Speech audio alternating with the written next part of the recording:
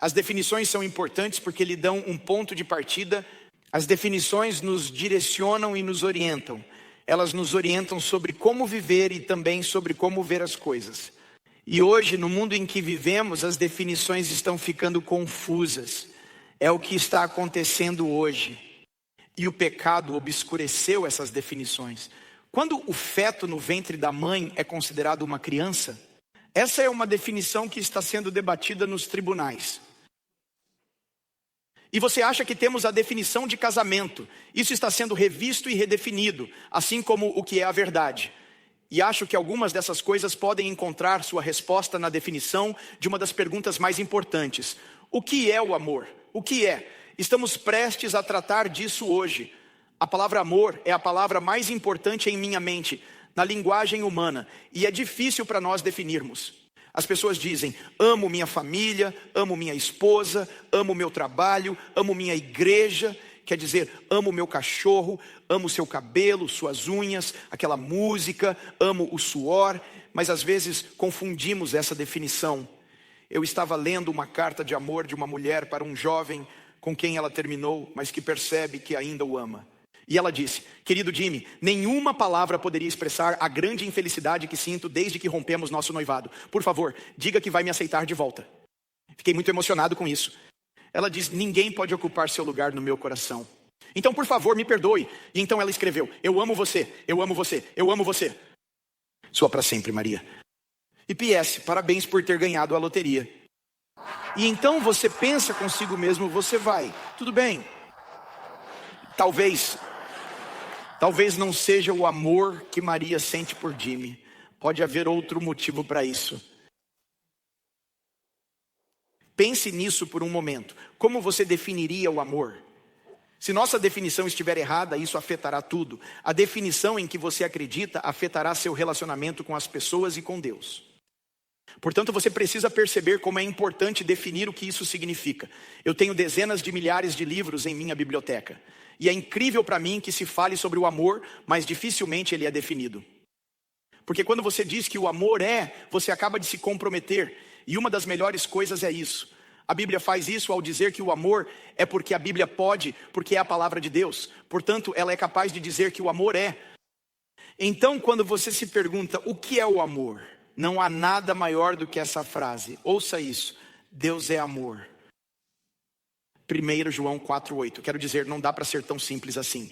Essa é uma das maiores descrições do amor e de Deus quando você lê as Escrituras. Porque o que você percebe é o seguinte. Ouça isso com atenção por um momento. Deus não nos ama porque somos bons. Deus nos ama porque Ele é bom. Isso significa que por causa de quem Ele é, não importa o que você tenha feito, não importa qual tenha sido o seu passado. Ricardo estava fazendo alusão a isso quando ele estava falando que você não se limpa e vem para o chuveiro. Lembramos que você não se torna bom e vem a Deus. Você vem a Deus e Ele o torna bom. Esse é o milagre do Evangelho. Encontrei uma história que me deixou intrigado. Não consegui descobrir há quantos anos isso aconteceu, mas uma senhora na Espanha acabou de ser notícia. Acho que foi há apenas alguns meses que ela escolheu uma maneira única de testar o amor do marido. Com a ajuda de uma amiga, ela manipulou o seu próprio sequestro e enviou um bilhete de resgate ao marido. E quando a polícia descobriu que o sequestro era uma farsa, eles perguntaram à senhora, por que você fez isso? E foi isso que ela disse às autoridades. Eu queria descobrir o quanto meu marido me amava e o que ele realmente faria por mim. Sabendo que eu havia sido sequestrado e trazido para cá, o que nem era verdade, mas o mais incrível é o seguinte. Ela não ficou desapontada porque ele estava disposto a fazer tudo isso. Lhes digo, quando eu penso no que Deus passou por nós, você nunca terá que ficar desapontado com o amor que Deus demonstrou por cada um de nós. Porque Deus é amor, o que é totalmente verdadeiro. A Bíblia, então, toma como referência João 3,16 e 1 João 4,8, mas vai ainda mais fundo. E é sobre isso que quero falar, né? Porque a Bíblia não decepciona. Ela vai, pega esse amor e vai fundo. E quero ler para vocês o que é considerado um dos maiores capítulos de toda a Bíblia. E ele é 1 Coríntios 13. Deus considerou o amor tão importante que dedicou um capítulo inteiro da Bíblia para definir o que é o amor. Portanto, deixe-me lê-lo para você hoje. Isso é o que diz. Quero ler todos os 13 versículos de 1 Coríntios 13. Eis o que diz: se eu falar as línguas dos homens e dos anjos, mas não tiver amor, serei como um gongo retumbante ou um símbolo que retine. Se eu tiver o dom da profecia e puder compreender todos os mistérios e todo o conhecimento, se eu tiver uma fé que possa mover montanhas, mas não tiver amor, nada serei. Se eu der tudo o que possuo aos pobres e entregar meu corpo às privações para me gloriar, mas não tiver amor, nada serei. O amor é paciente. O amor é bondoso, não inveja e não se vangloria, não é orgulhoso, não desonra os outros e não busca o próprio interesse. Ele não se irrita facilmente e não mantém registros de erros. O amor não se deleita com o mal, mas se alegra com a verdade. Ele sempre protege, sempre confia, sempre espera e sempre persevera. Adoro o versículo 8, o amor nunca falha. Mas onde houver profecias, elas cessarão. E onde houver línguas, elas se calarão. E quando não houver, onde houver ciência, esta passará. Porque em parte conhecemos e em parte profetizamos. Mas quando vier a plenitude, o que é em parte desaparecerá. E então Paulo diz o seguinte: quando eu era criança, falava como uma criança, eu pensava como uma criança, eu raciocinava como uma criança. Mas quando me tornei um homem, deixei a infância para trás. Por enquanto, vemos apenas um reflexo no espelho. Depois, veremos face a face. Agora, conheço em parte, mas então conhecerei plenamente, assim como sou plenamente conhecido. E agora estes 3 permanecem: fé, esperança e amor. Mas o maior deles é o amor. Mas deixe-me fazer uma pausa, porque se eu estivesse escrevendo isso, eu teria parado. Para mim, o ponto alto disso teria sido: o amor nunca falha. Mas de repente, o apóstolo Paulo nos dá esse incrível lembrete. Ele faz uma pausa e diz estas palavras. Ele diz, ele vai: quando eu era criança, falava como uma criança, pensava como uma criança e raciocinava como uma criança. Por que Paulo estava colocando exatamente isso, essa advertência nessa passagem?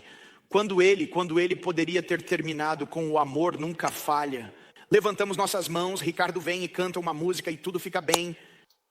Mas de repente ele diz, o amor nunca falha. Mas ele diz, deixe-me lembrá-lo. Ele diz, quero que você deixe de lado sua infância. Quero que você guarde, de certa forma, seus anos de ensino médio. Deixe de lado sua carta, sua jaqueta e a maneira como agiu em todos esses relacionamentos, seja na faculdade ou em qualquer outro lugar. Ele diz, o que eu preciso que você faça é definir o amor da maneira correta. Não quero que você fique preso ao pensamento do que é o amor verdadeiro. Não pense como você costumava pensar, mas quero que você pense mais do que jamais pensou. Paulo, de certa forma, está dizendo, quero que você comece a pensar no amor de uma forma adulta. Quero que você pense nele de uma forma madura. Quero que você pense nisso como em 1 Coríntios 13, porque isso é muito importante. O grande escritor do século XV, Thomas A. Kempis, diz isso da melhor forma quando diz essas palavras. Ele diz, quem muito ama, muito faz. Porque o amor é realmente isso. Porque o amor faz algo antes de sentir algo. Às vezes, isso será importante. Porque o que achamos que é amor é um sentimento em que Paul é definido. Esse é o jeito infantil para onde Paulo vai. Não. O amor faz mesmo antes de sentir. O amor será obediente mesmo antes de sentir. Ou deixe-me dizer isso da seguinte forma. 1 Coríntios 13 diz, o amor é mais um verbo do que um substantivo, porque confundimos amor com gostar. Gostar é a emoção. O amor é a ação. O amor é a decisão antes de ser o sentimento. Veja, a razão pela qual isso é tão verdadeiro é porque se a Bíblia nos ordena a amar, Deus sabe que não pode ordenar o sentimento, mas pode ordenar a obediência. Ele pode ordenar ação de nossa parte. Jesus não podia nos mandar sentir, mas é por isso que somos chamados a agir. Queremos sentir porque queremos gostar do que amamos, mas o caminho cristão, o caminho divino é este.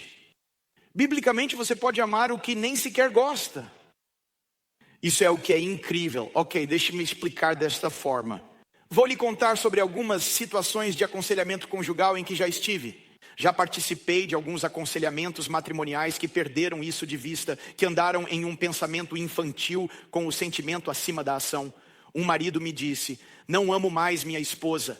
e não a vejo como nada além de uma pessoa com quem vivo, e estamos apenas na mesma casa. Eu disse, está bem. Portanto, a Bíblia diz, maridos amem suas esposas. Ele diz, eu nem a vejo como minha esposa, apenas alguém com quem vivo. Eu disse, ok, tudo bem. A Bíblia, Jesus também disse, ame o seu próximo.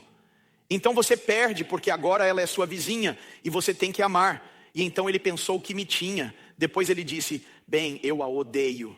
Eu disse, ótimo. Jesus disse, ame seus inimigos. E portanto, de qualquer forma você não pode vencer. Porque se fosse um sentimento, se você vai... Então aqui está o que diz.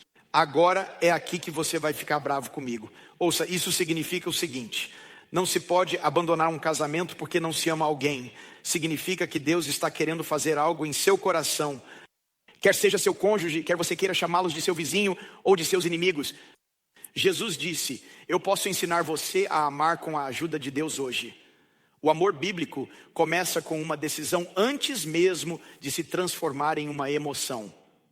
Você precisa decidir isso. Portanto, graças a Deus, acabamos de salvar alguns casamentos hoje. Fazer, depois vem sentir. Isso significa que não tenho vontade de participar de um grupo de conexão. Nenhum de nós tem vontade de fazer nada. Mas não se baseia em sentimento, dízimo, comparecimento à igreja ou servindo. Veja, há algo interessante sobre esse grande versículo que cantamos hoje, esse versículo fantástico. Mas se você pudesse pegar os dois, João 3,16, e conectá-los ao que João escreve mais tarde, alguns anos depois, em sua epístola, em sua carta chamada 1 João. E ele escreveu em 1 João 3. Veja esses dois, porque o que ele faz é algo absolutamente surpreendente. João 3,16 e 1 João 3,16. Você sabe João 3,16? Leia comigo. Porque Deus amou o mundo de tal maneira que deu o seu Filho unigênito, para que todo aquele que nele crê não pereça, mas tenha a vida eterna. Esse é o João 3,16. Mas se você ler a contrapartida, ela é, este é o amor de Deus, João 3,16. 1 João 3,16 diz que como Deus nos ama, essa é a nossa resposta. Aqui está o que diz. É assim que sabemos o que é o amor. Jesus Cristo deu sua vida por nós. E nós, aqui vem a responsabilidade, devemos dar a vida por nossos irmãos e irmãs. Veja, o que ele estava dizendo era que o amor de Deus por você deve agora vir por seu intermédio. Então você o recebeu, mas agora se você recebeu o amor de Deus, agora não somos um beco sem saída. Não somos uma lagoa, somos um rio.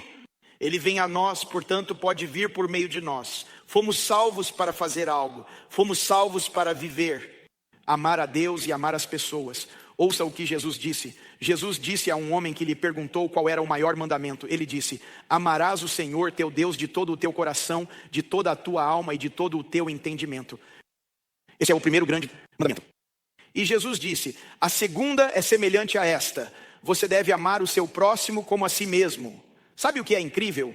Em todos os meus estudos sobre religiões, ao trabalhar com várias religiões diferentes, além do cristianismo e do judaísmo, não encontrei nenhuma outra religião que diga que você deve amar a Deus. Obedecer a Deus sim, mas a busca do amor com toda a sua mente, coração e alma. Agora pessoal, deixem-me fazer uma pausa aqui por um segundo, porque algo acontece aqui. Quando se trata de salvação, é interessante. A Bíblia diz, se você confessar com a sua boca que Jesus é o Senhor e crer em sua, o quê? Que Deus o ressuscitou dentre os mortos, você será salvo. É interessante que a Bíblia não diz, creia de todo o seu coração. Ela diz, acredite. É quase como se Deus dissesse, escute, eu sei que haverá obstáculos e dificuldades quando você disser pela primeira vez, eu creio em Deus. Mas depois disso, isso é o mais importante. Quando se trata de amar a Deus, ele diz, preciso de todo o seu coração, toda a sua mente e toda a sua alma para fazer isso.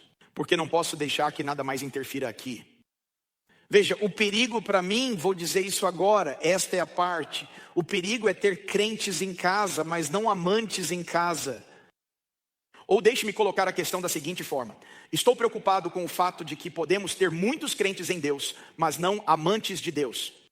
E nada cria mais uma religião do que aqueles que conhecem as regras e sabem das coisas, mas não estão apaixonados por Jesus hoje. Pessoal, para mim, nada poderia ser mais prejudicial do que viver com minha esposa, viver com Cindy e conhecer todas as regras do casamento, mas nunca estar apaixonado por ela.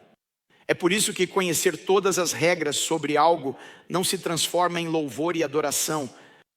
Isso se transforma em um legalismo que simplesmente faz todas as coisas e preenche todos os requisitos. Mas quando você está apaixonado por Deus, não há problema em levantar as mãos, cantar e começar a adorar a Deus. Veja, é isso que acontece. Veja, é por isso que Deus nos diz o quanto é importante amar com todo o nosso coração, mente, alma e corpo. E quando não fazemos isso como igreja, você sabe no que isso se transforma? É como uma reunião de adolescentes do século 21 que só saem do quarto quando querem alguma coisa. Só vamos à igreja quando queremos algo. Em vez de dizer, eu não me tranco, saio do meu quarto para dizer, Deus, o Senhor tem sido bom, Deus, o Senhor providenciou. Deus, eu o amo com todo o meu coração, mente, alma e corpo. Não estou apenas sentado em uma sala dizendo, preciso de algo, posso ter dinheiro? Posso ter isso, posso ter um emprego, posso ter essa coisa, posso ter mais liberdade? Posso ter mais liberdade? Lhes digo ao gol, Deus não precisa fazer mais nada por mim. E isso é o suficiente para que eu levante minhas mãos e diga, Deus é digno, Deus é quem Ele é e agradeço a Deus pelo que Ele fez. É por isso que a Bíblia nos diz que ele começa todo o capítulo sobre o amor e diz o seguinte, sem amor você não tem sua eficácia diminuída, mas sua eficácia como igreja é eliminada se não tivermos amor neste lugar. Ele disse que você pode falar em línguas, você pode profetizar, você pode ter conhecimento e pode ter fé. Você pode dar seu dinheiro. E de fato, diz ele, você pode ser queimado como mártir e dar sua vida. Mas se não houver amor, disse ele, isso se tornará uma religião. Mas quando há amor, é um relacionamento que começa a transcender. Domingos às 10 horas. Porque Deus é amor. Ao ler 1 Coríntios 13, você pode remover a palavra amor e colocar Deus em seu lugar. Deus é paciente. Deus é bondoso. Deus nunca falha. Você pode fazer isso, mas o desafio é, você pode substituir seu nome ali, já fiz isso antes e foi horrível. Eu coloquei meu nome lá e olhei para isto e realmente não passei no teste, não passei. Tim é paciente, isso falhou. Tim é gentil, ocasionalmente. Que mais? Tim não tem inveja, Tim não se vangloria, Tim não está orgulhoso. Quantos estão comigo? Você está falhando rapidamente nesse teste. Tim não está buscando a si mesmo. Tim não se irrita facilmente, incluindo o túnel Lincoln. Tim não mantém registros de erros. Tim não se deleita com o mal, mas se alegra com a verdade. Acho que consegui essa. Tim sempre protege, sempre confia, sempre espera. Tim nunca falha. Isso é um fracasso. E agora você olha para isso e tenta pensar consigo mesmo, uau, esse é o desafio. Veja, quero dizer algo que pode parecer um pouco controverso, mas é isso que vejo. Acho que é muito importante. Ouvi alguém dizer que o grande doutor Adrian Rogers, do Tennessee, disse o seguinte, de Memphis. Ele diz, quando você ensina às pessoas seus direitos, pode haver uma revolução. Mas quando você ensina às pessoas suas responsabilidades, você pode ter um avivamento. E temos responsabilidades bem aqui que considero muito importantes. Quero apenas mostrar a vocês o que o apóstolo Paulo diz nesses próximos momentos. Acompanhem-me enquanto começamos a analisar cada um deles. O amor é paciente, o amor é bondoso. E quero que você caminhe comigo pensando e sempre percebendo que foi para isso que Deus nos pediu. Quando você lê isso é incrível, esse capítulo sobre o amor. Não há borboletas, não há sensação em seu estômago, não há nada aqui que seja físico, não há nada sensual, não é emocional. É obediência, é fazer antes do que está sentindo. Se agirmos da maneira que Deus quer que hajamos, com a ajuda de Deus, começaremos a descobrir que Deus nos ajuda para começar em um mundo que parece estar esfriando no amor. Quando observamos, as pessoas começam a se inflamar de amor por Deus e umas pelas outras. Então deixe-me orientá-lo por alguns instantes. O primeiro é o seguinte, o texto diz que o amor é paciente. Paciência, em minha opinião, a paciência espera. A paciência adia. A paciência coloca os outros em primeiro lugar. Paciência é uma palavra que está associada à espera. Você não está apressando as pessoas. E foi aqui que eu falhei nessa. Não está apressando as pessoas com batidas de pés e respiração ofegante. Você sabe, bem ali você não passa no teste de paciência. É como se estivéssemos indo embora daqui a pouco. Meu instinto natural é o seguinte: acreditar que você deveria estar onde estou agora. É isso, essa é a batalha da paciência. A paciência diz: vou esperar que você o compre e vá até lá, em vez de dizer: vamos lá, apresse-se, vamos fazer isso corretamente. Por isso, deixe-me dizer algo a você. Acho que isso é muito importante hoje. Quero falar a todas as pessoas solteiras e aquelas que talvez estejam em um relacionamento, mas não são casadas. Deixe-me fazer isso online. Se você não for casado, pode levantar a mão, levante-a bem alto. Uau, ok, abaixem suas mãos. Alguns de vocês estão olhando ao redor. Eu não sabia que ele era solteiro. Certo, vamos nos acalmar, está bem? Vamos relaxar por um momento.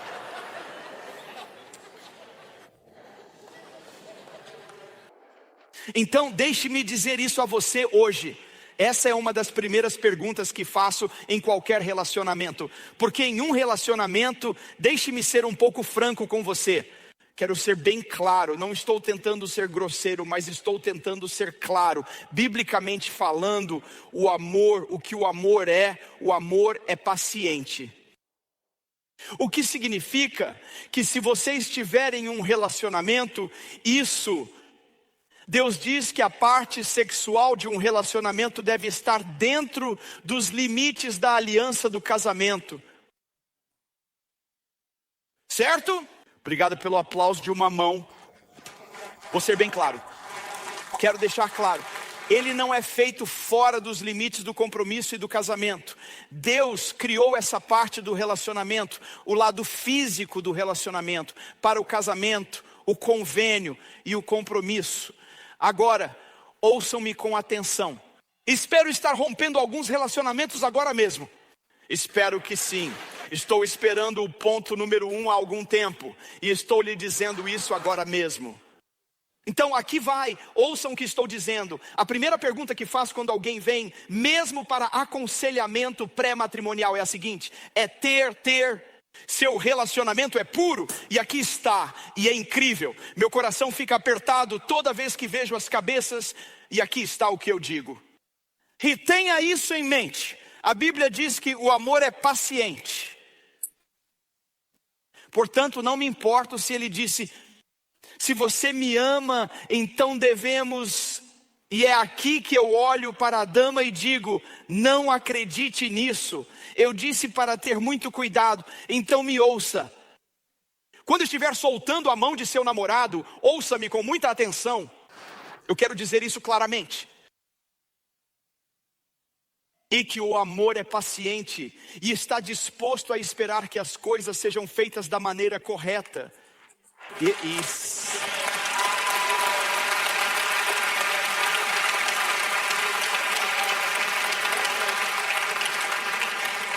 Não me importo com o que os outros... Voltamos à definição. Não a sua definição, a definição de Deus. Isso diz que antes de...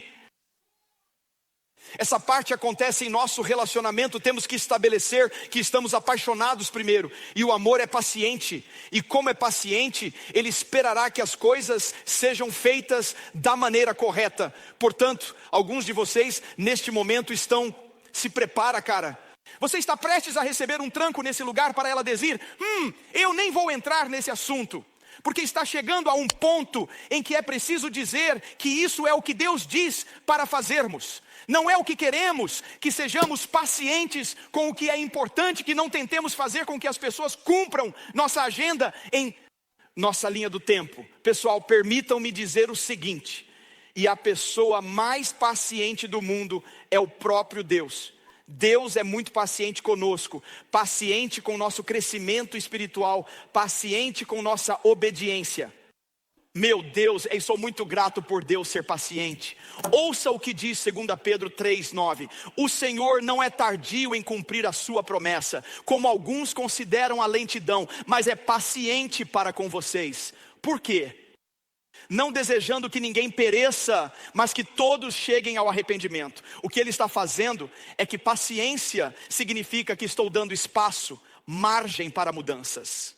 Estou dando às pessoas a oportunidade. Deus não está sentado ali, exalando e batendo o pé, dizendo: por que eles não estão entendendo? Deus é muito paciente com vocês que estão assistindo online, aqueles que estão assistindo da África do Sul, aqueles que estão assistindo de Porto Rico, aqueles que estão assistindo de Barbados. Deus é paciente com vocês, Ele é paciente comigo, e esse é o milagre de Deus. Eu estava lendo a história de um dos maiores ateus de todos os séculos. Ele foi chamado de o grande agnóstico, e por fim o grande ateu foi Robert Ingersoll, do século passado. Suas palestras sobre a imortalidade do homem, especialmente em Harvard, são conhecidas por ele. Em todas as suas palestras, ele costumava fazer algo que era quase um sacrilégio. Ele abria seu relógio de bolso e o colocava sobre o púlpito. E era isso que ele dizia: dou a Deus 5 minutos para me matar por todas as coisas que eu disse para refutá-lo. Ele colocava o relógio ali e um silêncio incômodo enchia a sala de aula. Ingersoll esperava ali e contava cada minuto. E quando chegavam 5 minutos, Ingersoll fechava o relógio. E ele diria ao seu público ouvinte: Deus não retaliou, porque Deus não existe. Um dia, sentado em uma dessas palestras, estava um evangelista chamado Theodore Parker. E perguntaram a ele sobre as táticas e o circo de Ingersoll. Quero que vejam na tela qual foi a resposta dele. É clássica. Ele disse: e o senhor achava que poderia esgotar a paciência do Deus eterno em 5 minutos? Graças a Deus que Ele é paciente. Graças a Deus que Ele é paciente com você. Ele é paciente comigo. Posso dizer-lhes hoje, aqueles que estiveram assistindo, que estão aqui hoje: pessoal, só estou lhes dizendo que Deus é maior do que suas ameaças. Estou farto de você, cansado, e Deus está de pé. Deus não diz: não posso acreditar. E que Deus é paciente. Graças a Deus por sua paciência conosco hoje. E o apóstolo Paulo diz: o amor é bondoso, porque começa. Quando você pensa sobre isso, poderíamos colocar o nome de Deus aqui. Deus é paciente, Deus é bondoso. É nosso desafio examiná-las. D.L. Moody disse: uma das coisas mais difíceis para Deus fazer é tornar alguém gentil. E deixe-me dizer a você o que eu digo: a gentileza é uma ferramenta poderosa, porque a gentileza, e aqui está o que eu quero que você entenda, é a resposta do amor a alguém que é fraco. O que você quer dizer com isso, pastor Tim? Quando uma pessoa é fraca, ela pode ser manipulada, explorada ou receber bondade. Quando a bondade é demonstrada, ela é demonstrada a uma pessoa em desvantagem que você pode explorar ou controlar, ou você pode demonstrar bondade. Eu vi, já estive em ambos os lados da questão. Há fraqueza na origem de uma posição de poder. Observei todo o processo desde a fraqueza. Quando você não tem recursos financeiros suficientes e pede a alguém, seja um banco ou um parente, você está em uma situação vulnerável. E alguém pode se aproveitar disso. E eles podem manipular e controlar sua fraqueza, ou podem ser gentis nesse ponto. Pessoal, é simples assim. Você pode estar trabalhando como caixa ou em um posto de controle da TSA. Já vi que até mesmo um uniforme pode explorá-lo. Ou até mesmo tentar controlar por causa de um momento em que agora tenho que ouvi-lo, porque estou observando-o com meu leite na mão. Agora você está decidindo o ritmo que vai seguir. Agora você está no comando. Você está no comando nesse momento. Você está no comando se for uma pessoa do posto de controle da TSA. Você é responsável pelo meu futuro, se vou embarcar naquele avião ou não. Você está no comando, quer trabalhe em um banco, ou seja um parente, e alguém queira pedir algo emprestado, desde um cortador de grama até finanças. E é aí que a gentileza aparece. É o que é mostrado a alguém em uma posição mais fraca. Alguém disse o seguinte: Quando somos gentis, emprestamos nossa força, habilidades e recursos a alguém que não os tem. A bondade é essa decisão. É a decisão de fazer pelos outros o que eles não podem fazer por si mesmos, no momento. A bondade é a resposta do amor a alguém em uma situação de fraqueza. É por isso, pessoal, que se há alguém que pode explorar e manipular, esse alguém pode ser o próprio Deus. Mas não apenas agradeça a Deus pelo fato de Ele ser bondoso, mas também pelo fato de Deus ser paciente. Mas agradeça a você, Jesus, pelo fato de Deus ser bondoso. Pense, o Salmo 103 diz: assim como um pai, os pais são bondosos com seus filhos. O Senhor é bondoso com todos os que o adoram, porque Ele sabe. Aqui está o nosso ponto fraco. Somos apenas feitos de pó. Deus poderia explorar, Deus pode manipular, mas Ele mostra bondade para conosco. Ouça o Salmo 145, 17. Nosso Senhor, tudo o que você faz é gentil e atencioso. Deus usa a bondade para nos mover, porque não podemos e não vamos começar a nos mover por conta própria, mas Deus estende sua bondade mesmo em nossos momentos mais fracos. Ouça o que o apóstolo Paulo diz no capítulo 2 de Romanos. Ouçam esta igreja. Ele diz: você está pensando levianamente nas riquezas de sua bondade, tolerância e paciência. Ele toma ambas, sem saber que a bondade de Deus nos leva ao arrependimento. Isso é tão poderoso que a bondade de Deus nos leva a Ele. Deus começa a dizer: ouça, quando você não tem o poder e não tem o que precisa, Deus vai. Meu próprio poder entra em ação quando você está em desvantagem. E por fim, você saberá que o único que o ajudou a passar por isso foi o próprio Deus, somente Deus. E o que isso faz é nos comover. Você pensa, como isso aconteceu? Como isso aconteceu? E lentamente, porque Deus é paciente. Deus pode observar, mesmo que sejam passos de bebê, quando Ele mostra bondade para a sua família, bondade para a sua saúde, bondade para seus filhos, bondade em seu trabalho, bondade durante a pandemia. E de repente, pode ser que você esteja dando passos de bebê para se aproximar cada vez mais de Deus. Mas Deus é paciente, e graças a Deus, Ele é paciente, porque sua bondade o levará cada vez mais para perto dEle. É isso que o torna incrível. Agora deixe-me ir para essa outra parte, porque quero agrupar 3 delas. Ele também diz que o amor não tem inveja, ele não se vangloria. E o amor não é orgulhoso. Paulo agrupa essas 3 palavras, inveja, jactância e orgulho, porque são palavras muito destrutivas. É como um trio que leva os relacionamentos a um ponto tóxico. Essas palavras, inveja, jactância, orgulho, e essas palavras geralmente aparecem quando alguém está se saindo melhor do que você. É aí que elas aparecem.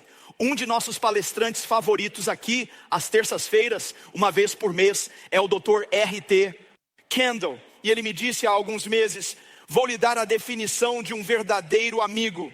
Eu disse: ok, R.T., diga-me o que é. E foi isso que ele disse. Ele disse, veja Romanos 12, 15. Diz: alegrai-vos com os que se alegram e chorai com os que choram. Isso é o que ele disse. Ele disse: é muito mais fácil chorar com as pessoas do que se alegrar com elas. Ele diz, e é aí que você sabe que é um amigo de verdade. Porque quando alguém está sofrendo, você pode dizer: estamos aqui, vamos orar. Mas quando alguém é abençoado, e às vezes é mais abençoado do que você, Jesus, ele diz, é aí que sabe, esse é o teste. Quando as pessoas são abençoadas e bem-sucedidas, ele diz, você pode se alegrar com o sucesso e a bênção de outra pessoa, quando você talvez até quisesse a mesma coisa. E em vez disso ele disse, e o que isso faz? É o orgulho, a inveja e a vanglória que há em nós, que querem nos calar a boca e simplesmente dizer, é isso aí. Ou é o orgulho e a inveja que de alguma forma tentarão, ouça isso, porque eu fiz isso, que ouvirá sua história de sucesso. E você quer trombetear com uma de suas histórias.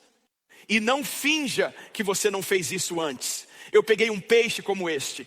Mas deixe-me contar a você sobre o tubarão que eu peguei. E de repente você quer contar sua história maior. Ei, Deus me abençoou, vou ter a chance de ir para o exterior para estudar na minha faculdade. Vou lhe contar, eu fiz a mesma coisa. E eu viajei para toda a Europa. Eles me enviaram ao redor do mundo e à lua. e de repente tudo está tentando em vez de, aqui vai, eu quero ajudá-lo. Em vez de ficar de boca fechada e dizer, aleluia, graças a Deus por isso, mantenha sua boca fechada, alegrem-se com aqueles que se alegram. Sabemos como chorar, mas Deus, eu quero que Deus nos ajude a nos alegrar com aqueles que são absolutamente abençoados. Oh meu Deus, se Deus é amor e não se vangloria, Ele não precisa se vangloriar. Deus já sabe quem Ele é. Ele não precisa dizer, eu sou Deus. Tudo o que Ele faz. É por isso que quando você olha para a criação ao seu redor, seja uma árvore no parque ou o sol que está no céu, olhe para mim, pessoal. É incrível que Deus nunca tenha precisado se vestir. Qualquer de suas criações feitas por Deus nunca será necessário. Porque o que Deus disse foi, não preciso me gabar disso.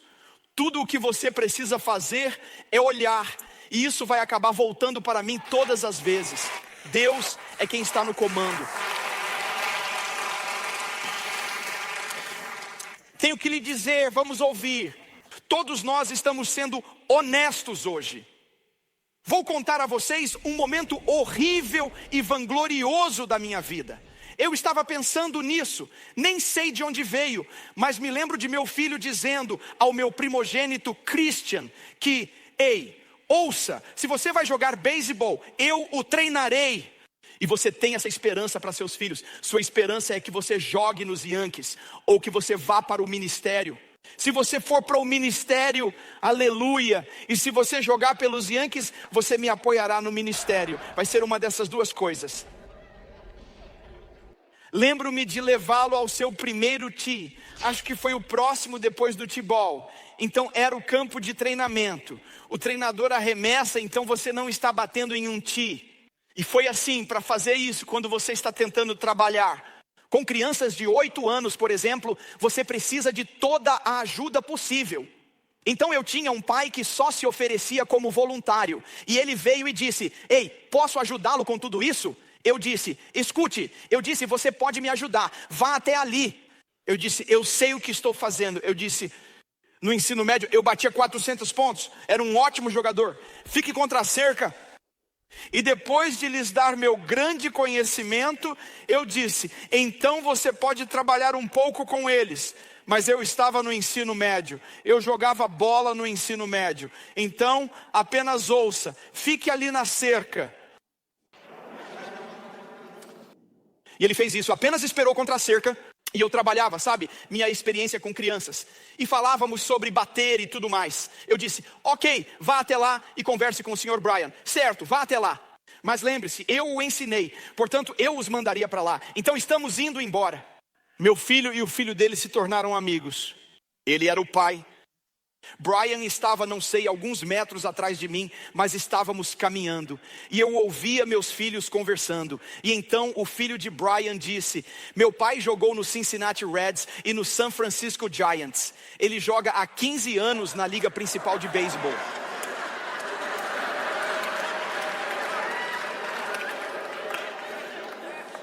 Ele é um atleta biesportiva All-American na Universidade de Stanford. Os Yankees o recrutaram para ser seu receptor. Ele era o quarterback e o receptor para Stanford. Assumiu o controle depois que John Elway, que jogava no Denver Broncos, terminou. Ele se tornou o quarterback em Stanford e pegou. E eu disse a ele para ficar encostado na cerca, porque eu jogava beisebol no ensino médio. Eu não conseguia nem olhar para ele. Eu continuei andando e dizendo, Senhor, deixe-o desaparecer. Deixe-o simplesmente, deixe alguma coisa. Ninguém me disse quem ele é. Peguei um atleta esportiva, All-American, da Universidade de Stanford, e contei a ele sobre minha experiência no ensino médio. Você está ficando louco, Delina? Você realmente está fora de si? E ele permaneceu ali, com humildade, e ele desfez com tanta gentileza tudo o que eu lhes ensinei. Ele desfez tudo. Nós adoramos o técnico Tim, mas esse é o caminho certo.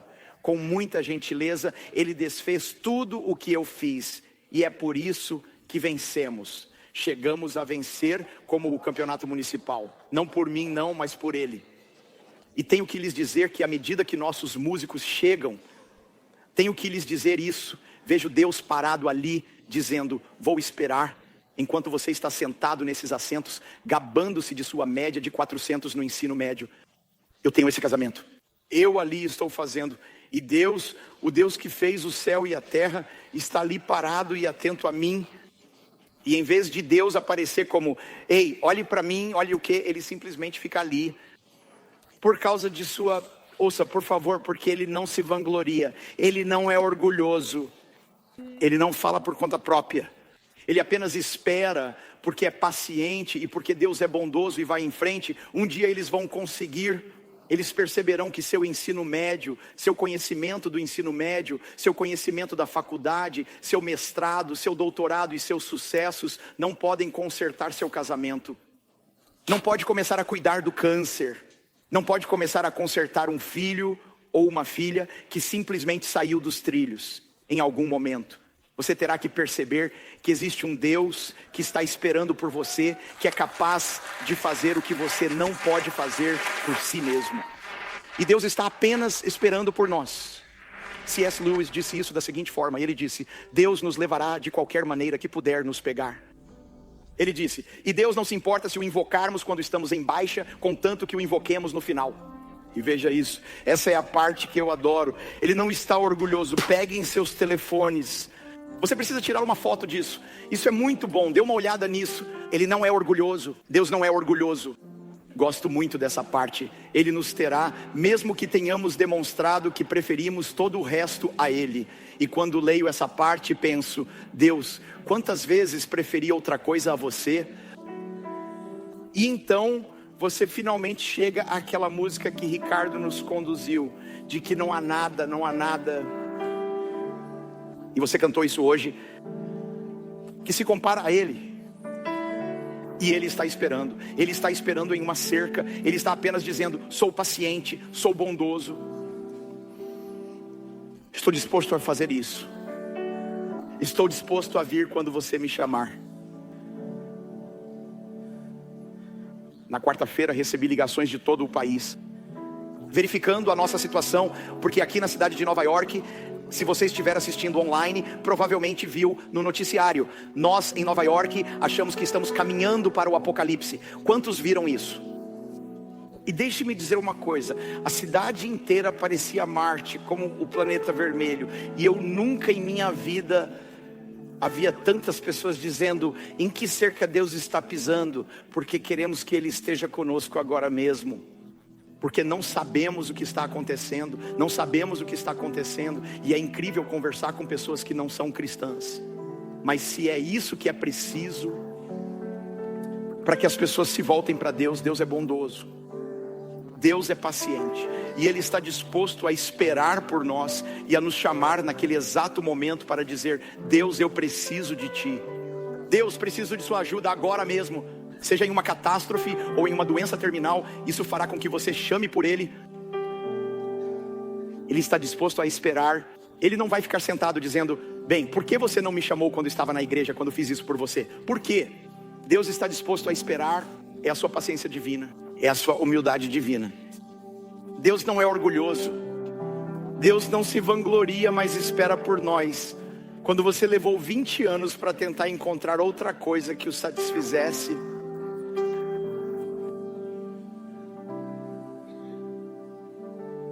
eu peguei um pastor que morou em Detroit por 28 anos, quase 30 anos. Foi provavelmente uma das coisas mais surreais que eu já vivenciei. Era um domingo, no final dos anos 1980. Na verdade, era 1987. Levamos um pastor de um ministério que estava ligado a nós, chamado Victory Outreach. Sonny Argonzoni foi uma das primeiras pessoas que se tornaram cristãs quando David Wilkerson, nosso fundador, veio para Nova York. Foi Nick Cruz e depois Sonny Argonzoni. E Sonny ainda está vivo, fazendo grandes coisas em todo o mundo. E eu estava deixando um de seus pastores no aeroporto de Detroit Metro. E assim que eu saí, eu nem estava em casa e eu ouvi no rádio o que tinha acontecido, que me deixa preocupado. Mesmo antes de a Delta ter mudado, o voo 225 da Northwest caiu bem na I-94 em Detroit. Eu nem sequer estava em casa. E então sua mente se pergunta: será que meu pastor da Victory Outreach estava lá? O que estava acontecendo? O que estava acontecendo nesse momento? 155 pessoas mortas. 155 pessoas morreram nesse voo. E ficava bem no trecho da rodovia. Passei de carro, saí do aeroporto e dirigi pela I-94 do Detroit Metro Airport. Mas o interessante é que havia 156 pessoas no voo. E 156 ainda estão vivos hoje. Seu nome é Cecília. Cecília é uma menina de 4 anos de idade. Era uma garotinha de 4 anos na época. Os flaps das asas não foram abaixados. Quando o piloto decolou e não chegou nem a 300 pés do chão, quando o avião despencou, 155 dos 156. E quando eles encontraram Cecília, nem podiam acreditar. Na verdade, disseram que ela provavelmente era alguém em um carro. Ela não poderia estar no avião. E isso é o que eles disseram, como ela sobreviveu. Eles disseram que quando o avião estava caindo tão rápido, a mãe sabia que sua única chance era pegá-la e abraçá-la. E eles disseram que o abraço da mãe foi o que salvou a vida de Cecília, de 4 anos. E Cecília está viva hoje, cerca de 35 anos depois. Cecília está viva hoje porque mamãe sabia onde isso ia dar. E os braços de uma mãe abraçaram aquela garotinha. Olhem para mim por um segundo, pessoal. Foi exatamente isso que a bondade e o amor de Deus fizeram por cada um de nós. Sabia o que estava acontecendo. E Deus disse: você é meu filho. Você é minha filha. Você é meu filho. E não importa o que aconteça, Deus diz: eu tenho você, eu amo você. Estou do seu lado. Sou bondoso, sou paciente. E esperarei porque não quero que você siga esse caminho. Quero que você siga esse caminho. E Deus entra em cena. Naquele exato momento, glória a Deus.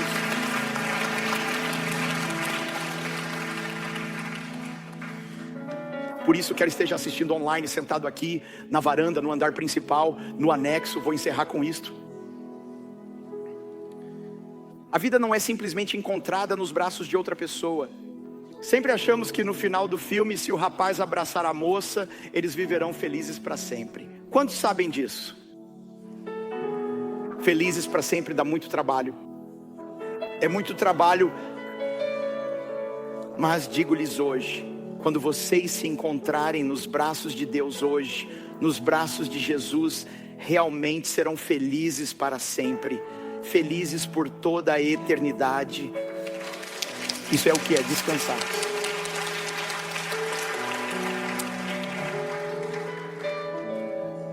Tive uma revelação, quero que fiquem de pé comigo. Eu tive uma revelação. Há mais 6 desses que tenho que fazer apenas em 1 Coríntios 13. E temos uns 8 ou 10 minutos, mas eu tive essa revelação. Não preciso fazer todas elas. Posso terminar e simplesmente colocá-las no livro. Então eu tinha um rebelde.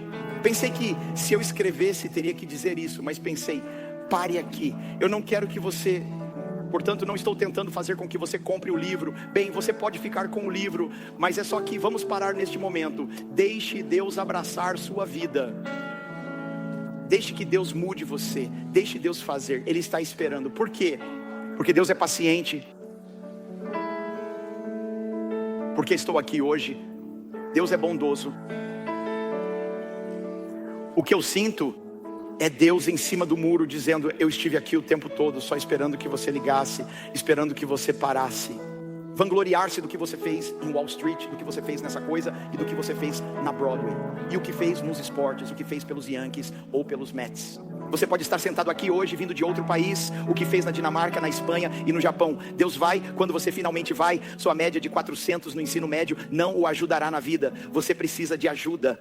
Chame Deus para fora da cerca e diga: venha e me mude por dentro. Preciso de ajuda hoje.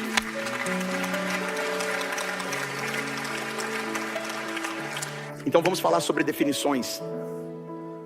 Vamos falar de definições, porque a definição mais importante que você pode perceber é que você precisa fazer essa pergunta: como você chega ao céu? Como você chega lá? Vida após a morte. É meu trabalho lembrar a mim e lembrar a nós que provavelmente daqui a 100 anos nós não estaremos mais aqui, com certeza. São sempre as pessoas que dizem, sim, mas eu faço exercícios. Você não estará aqui. Eu vou ao Planet Fitness. E geração de suco. Muito bem, beba suco de geração. Vá para o Planet Fitness, deixe-me ajudá-lo. Você não estará aqui daqui a 100 anos. Portanto, a pergunta é, onde você estará? Onde você estará? Porque é isso que a Bíblia diz. Nenhum homem pode ver o reino dos céus a menos que nasça de novo. Essas não são minhas palavras, essas são as palavras de Jesus. Jesus que não pode mentir. Se eu fosse te fazer a pergunta, como você chega ao céu? Provavelmente há 100 respostas diferentes neste lugar. Bem, você é uma boa pessoa. Bem, eu não machuquei ninguém. Bem, eu fui confirmado, ou venho desta religião, ou meus pais me levaram a este lugar, ou a este lugar. Deixe-me ajudá-lo hoje. Aqueles assistindo online podem estar definindo isso de Barbados ou África do Sul. Você pode tentar defini-la a partir do Reino Unido, Noruega, de onde quer que esteja assistindo, ou da Finlândia. E aqui está o que você precisa saber hoje. A única pessoa que sabe como chegar ao céu é aquela que veio do céu, que é o próprio Jesus. Portanto, se ele disse não você, porque sua definição não conta, nem a minha. Se ele disse que a única maneira de irmos para o céu é nascer de novo, então vou seguir a definição dele nesse caso. E aqui está o que isso significa. Assim como você teve um primeiro nascimento físico, você precisa de um segundo nascimento espiritual. Assim como você tem uma data de nascimento, a minha é 22 de dezembro. Neste 22 de dezembro, estarei oficialmente velho. Farei 60 anos no dia 22 de dezembro. Portanto, eu não estarei aqui, com certeza. Esqueça os 100 anos. É como as ancianas Vicky, é como 20 anos. Quem sabe? Mas isso não importa, quando de repente Deus diz que está feito, eu sei para onde estou indo. Mas e você hoje? Se você sair por estas portas, pode dizer antes de deixar este lugar, eu sei que estou indo para o céu hoje. Mas pastor Tim, como faço para nascer de novo? Como posso nascer de novo? Estou muito feliz por você ter perguntado. É tão simples quanto o ABC. É admitir que somos pecadores, admitir que todos nós estamos quebrados por dentro e que nenhum de nós nasceu como, por exemplo, um modelo de piso. Por exemplo, colocar a roupa, sair e ir embora. Não é necessário montar. Posso lhe dizer que no momento em que nascemos é preciso muita montagem. E o único que pode nos recompor é o próprio Deus. Todos nós temos uma condição, ela se chama pecado. Não podemos consertá-la com mais promessas. Não é possível corrigi-lo com uma receita. Não é possível corrigi-lo com um programa. É um problema interno que só pode ser corrigido pelo céu. Só pode ser por Deus. Como isso acontece, pastor Tim? Essa é a palavra B, crer. Crer que Deus enviou seu Filho há 2000 anos para consertar minha fragilidade, para consertar minha condição pecaminosa há 2000 anos. Deus enviaria seu próprio Filho, que se tornaria meu portador do pecado, para pagar por meus pecados. Ele morreria a morte que eu deveria morrer, viveria a vida que eu não poderia viver, e me daria uma recompensa que eu nem mesmo merecia. Pense nisso por um momento. Porque se você está sentado aqui hoje e pensa, você só precisa ser uma boa pessoa para ir para o céu. Ok, mantenha essa lógica por um momento. Aqui está a minha resposta. Então, Deus enviar seu Filho para morrer na cruz é o pior caso de abuso infantil da história da humanidade. Por que Deus diria, venha Jesus, morra na cruz, ressuscite, mas eu vou lhes dizer para serem bons, para irem para o céu? Isso é impossível. Deus é um bom pai, Deus é paciente, Deus é realmente bondoso. E finalmente, C, A, admitir. B, crer. C, confessar Jesus como Senhor. O que isso significa? Você está no comando da minha vida agora. O significado, a diferença entre uma religião e um relacionamento. A religião diz, entre em um prédio, uma casa de adoração, mesquita, sinagoga, catedral ou igreja. Entre por 2 horas, deixe-me conversar com você. Mas aqui está a boa notícia. Deus não enviou seu Filho há 2000 anos para morrer em uma cruz. Ressuscitar para que você se sente em uma cadeira por 2 horas em um domingo. Deus não veio para que você possa ir à igreja. Deus enviou seu Filho para que você possa ir para o céu para sempre. É por isso que Deus veio. E isso pode acontecer agora mesmo. Se você estiver aqui hoje assistindo online o anexo, poderia fechar os olhos e inclinar a cabeça por um momento? Essa é a pergunta mais importante que alguém poderia lhe fazer. É a pergunta: você nasceu de novo? Tudo pode mudar nesse ponto. Esse é o momento, Cecília, quando os braços de Deus envolvem você. Ele diz que não importa o que aconteça com este mundo, não importa se o céu vai ficar vermelho ou preto, nesse momento são os braços de Deus que estão ao seu redor. Varanda, andar principal. Se você está aqui hoje, vou fazer uma oração de renascimento, uma oração que inicia uma jornada com Deus. Não é uma oração mágica, é uma oração que deve vir de seu coração. E se você estiver aqui hoje e disser: pastor Tim, quando fizer essa oração para nascer de novo, Deus tem sido muito paciente comigo, Deus tem sido muito gentil comigo, mas hoje estou jogando de lado minha jaqueta, minhas estatísticas do ensino médio, minhas estatísticas da faculdade, minhas estatísticas da carreira, e estou dizendo: Deus, preciso de você. Você tem esperado tão pacientemente naquela cerca, e agora hoje estou lhe pedindo que entre e me mude de dentro para fora. Se você estiver aqui hoje e disser: pastor Tim, quando você fizer a oração do novo nascimento, eu quero fazer parte dela, o Senhor poderia me colocar nessa oração agora mesmo? Quero Deus em minha vida e começar uma jornada hoje, mas eu não sou perfeito. Aqui está a boa notícia. Amém. Pessoas perfeitas não vão para o céu, as pessoas perdoadas vão para o céu. Isso pode acontecer agora mesmo. E se você estiver aqui, anexo, online, neste prédio, e diga: por favor, pastor Tim, coloque-me nessa oração, sem qualquer hesitação, levante sua mão para o alto, diga: coloque-me nessa oração, levante a mão para o alto, levante ao mais alto que puder, mantenha-as levantadas. Quero começar por aqui. Peguei. Veja ali. Obrigado a todos vocês ali. Entendi, lá atrás, na parte de trás, tudo na varanda. Obrigado aí, isso é fantástico. Agora, se você estiver online, digite a palavra decided e junte-se a nós. Anexo, mantenha sua mão levantada. Estamos muito animados. Agora quero que orem comigo em voz alta. Você poderia orar comigo agora? Vamos juntos nisso, pessoal. Vamos lá. Querido Senhor Jesus, eu creio que o Senhor é o Filho de Deus. Creio que na cruz o Senhor levou o meu pecado e minha vergonha e minha culpa, e o Senhor morreu por isso. Você enfrentou o inferno por mim, para que eu não tivesse que ir. Você ressuscitou dos mortos para me dar um lugar no céu, um propósito na terra e um relacionamento com o seu Pai. Hoje, Senhor Jesus, eu me afasto do meu pecado para nascer de novo. Vamos, eu digo isso em voz alta. Deus é meu Pai, Jesus é meu Salvador. O Espírito Santo é meu ajudante. A Bíblia é o meu guia e o céu é o meu lar. Em nome de Jesus. E todos disseram amém e amém. Aleluia.